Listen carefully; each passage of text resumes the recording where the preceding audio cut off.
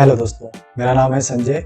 आज हम इस वीडियो में बात करेंगे 4 टाइप की पेरेंटिंग और एक नई टाइप की पेरेंटिंग के बारे में भी मैं आपको बताऊंगा कि ये 5 टाइप की पेरेंटिंग कैसी होती हैं और इससे बच्चों के डेवलपमेंट पे, उनकी पर्सनैलिटी पे और जब वो बड़े होते हैं तो वो कैसा बिहेवियर डेवलप करते हैं, इस पर हम बात करेंगे। पहली टाइप की पेरेंटिंग है अथॉरिटेरियन पेरेंटिंग। इस टाइप की पेरेंटिंग में हम एग्जांपल लेंगे एक सारा नाम की लड़की का। तो इस एग्जाम्पल में हम समझेंगे कि ये टाइप की जो पेरेंटिंग है उसमें जो पेरेंट्स होते हैं वो अपने बच्चों से बहुत प्यार करते हैं। जैसे इस केस में हमने जो एग्जाम्पल लिया है वो सारा का लिया है, तो सारा से वो पेरेंट्स बहुत प्यार करते हैं, लेकिन उसको एक स्ट्रिक्ट लॉ के अंदर रखा जाता है। उसको गुड बिहेवियर के लिए तैयार किया जाता है, उसको समाज में, इस सोसाइटी में फिट करने के लिए सिखाया जाता है और ये बताया जाता है कि ये बहुत जरूरी है। सारा जब भी रोती है तो उसको चुप करा दिया जाता है। सारा जब भी पलट के जवाब देती है, किसी चीज का प्रोटेस्ट करती है, तो उसको शट अप बोलकर शांत करा दिया जाता है।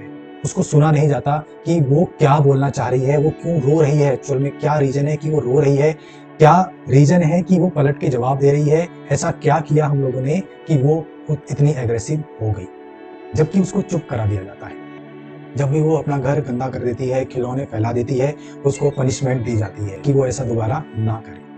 सारा सीखती है कि जैसे-जैसे वो अपनी फीलिंग्स दबाती है, अपनी ड्यूटीज़ अच्छे से फॉलो करती है, जैसे कि सोसाइटी चाहती है, उसको प्यार मिलता है, उसको लव मिलता है। तो ये लव लेने के लिए अपने पेरेंट्स का वो सारी चीज़ें अवॉइड कर देती है, वो अपने सारे इमोशंस अवॉइड कर देती है, जिससे कि वो अपसेट होती थी। जो उसके रियल इमोशंस होते थे, जैसे रोना, हँसना, डरना, वो उनको अवॉइड कर देती है। इससे क्या होता है, सारा जैसे-जैसे बड़ी होती है, क्योंकि उसको अपने इमोशंस पता ही नहीं है, अपने एक्सप्रेशन उसको पता ही नहीं है, तो उसको यही पता नहीं होता कि उसको एक्चुअल में क्या अच्छा लगता है और क्या अच्छा नहीं लगता। ये है कि सारा धीरे-धीरे ऐसी लाइफ जीने लगती है कि जो सोसाइटी की नज़र में बहुत अच्छी होती है, जो सोसाइटी के नॉर्म्स को बहुत अच्छे से फॉलो करती है, लेकिन इनसाइड सारा हमेशा अनहैप्पी फील करती है। दूसरी टाइप की पेरेंटिंग होती है परमिसिव पेरेंटिंग। इस पेरेंटिंग में हम एग्जांपल लेंगे रमेश नाम के लड़के।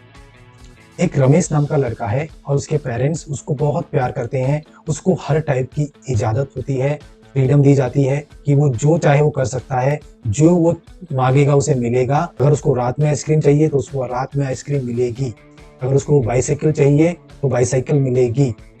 रमेश को अपनी लिमिट्स का कोई अंदाजा होता ही नहीं है। जैसे-जैसे वो बड़ा होता है, उसको ये पता ही नहीं होता कि क्या वो चीज़ें नहीं करनी चाहिए और क्या चीज़ें करनी चाहिए। क्योंकि उसको कभी कंट्रोल और लिमिट्स का पता ही नहीं चला, उसके पेरेंट्स ने पता ही नहीं चलने दिया। उससे क्या होता है कि जब वो बड़ा होता है, तो वो एग्रेसिव होता है, जब भी वो फेल होता है या उसको कोई चीज़ नहीं मिलती है। तो इस तरह की जो पेरेंटिंग होती हैं, वो परमिसिव पेरेंटिंग होती हैं।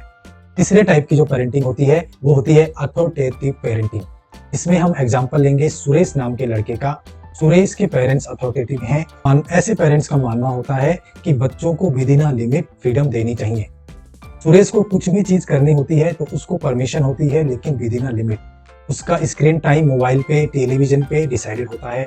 उसको आइसक्रीम वीकेंड पर ही मिलेगी, लेकिन मिलेगी ज़रूर। उसको साफ-सफाई सिखाई जाती है और ये सिखाया जाता है कि कैसे हर चीज़ एक लिमिट में करना अच्छा होता है। ओवर लिमिट, ओवर फ्रीडम उसको नहीं दी जाती। उसको कोई पनिशमेंट नहीं दिया जाता, कोई रिवॉर्ड्स नहीं दिए जाते, कुछ भी उसकी ड्यूटी फॉलो करने के लिए। इससे होता क्या है कि सुरेश जैसे-जैसे बड़ा होता है, उसको ये समझ आता है कि कुछ चीज़ें मुश्किल हैं, लेकिन जब चीज़ें मुश्किल होंगी तो उसके पेरेंट्स वहाँ पर हैं, उसको हेल्प करेंगे। और कुछ चीज़ें वो खुद से भी कर सकता है और इससे वो अपने इमोशंस, अपने एक्सप्रेशन डेवलप करता है अपने अंदर, जिससे वो खुद को बहुत अच्छा समझ पाता है। क्लास में भी वो फ्री होकर सवाल पूछता है, बिना किसी के हिचक के, बिना किसी सोसाइटी के बच्चों के प्रेशर में आकर चुप बैठ के। वो अपने इमोशंस फ्रीली एक्सप्रेस करता है, जिससे उसका जो डेवलपमेंट होता है वो एक बहुत ही अच्छी पर्सनैलिटी में डेवलप होता है। जब बड़ा होता है तो वो लॉ को भी अच्छा समझता है, कानून की जानकारी उसे अच्छी होती है और सब समझ कर ही वो उनका फॉलो करता है। चौथे टाइप की जो पेरेंटिंग होती है वो है नेग्लेक्टफुल पेरेंटिंग। इसमें क्या होता है, ऐसे पेरेंट्स अपने बच्चों की ज़िंदगी से हमेशा इम्पोर्टेंट टाइम्स पे मिसिंग रहते हैं, एब्सेंट रहते हैं।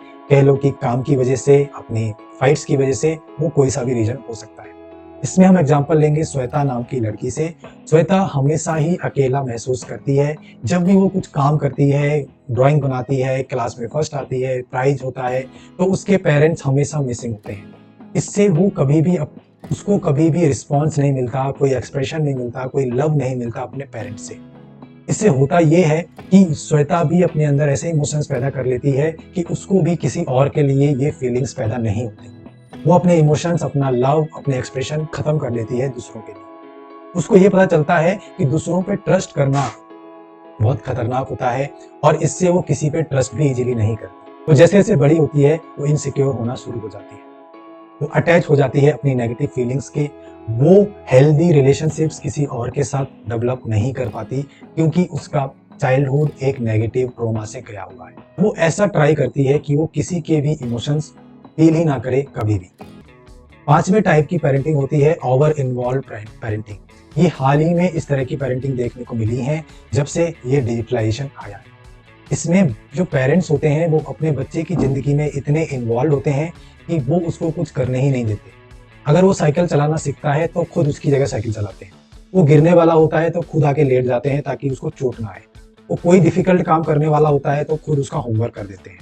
अगर उसको खिलौने बनाने में, बिगाड़ने में, रूम सफाई करने में, तो वो खुद उसकी हेल्प कर देते हैं। उससे होता क्या है, वो बच्चा धीरे धीरे जब वो बड़ा होता है तो वो ये देखता है कि वो कभी फेल हुआ ही नहीं, उसने कभी मुश्किल काम करे ही नहीं। तो जब भी उसकी लाइफ में छोटी सी भी प्रॉब्लम आती है, छोटी सी भी परेशानी आती है, डिफिकल्टी आती है, तो वो बहुत ज़्यादा टेंस हो जाता है, वो बहुत ज़्यादा अफ्रेड हो जाता है, वो बहुत ज़्यादा फियरफुल हो जाता है, जिससे वो डिप्रेशन में बहुत जल्दी चला जाता है। क्योंकि उसके पेरेंट्स ने कभी भी उसको फेल होना नहीं सिखाया, फेल होके सक्सेस करना नहीं सिखाया, उसको स्ट्रगल करना नहीं सिखाया। तो ये 5 टाइप की पेरेंटिंग थी। आपको ये वीडियो कैसा लगा और आप मुझे बताइएगा कि आप किस टाइप के पेरेंट्स हैं या आपके पेरेंट्स किस टाइप के थे और आपका जो है डेवलपमेंट एज अ अडल्ट कैसा हुआ है।